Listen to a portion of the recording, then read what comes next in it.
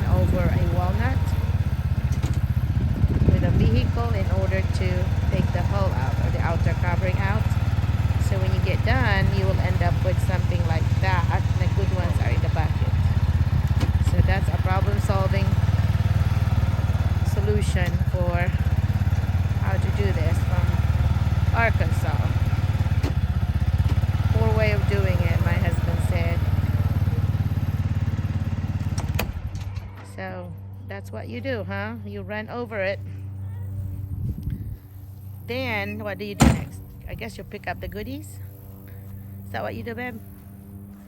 Pick up the goodies. Okay. Get the good stuff out. Here's All right. So how do you determine which one is good? hull. Okay. Hull has been crushed. Mm-hmm. Go to the hull. Get the good ones in. Okay.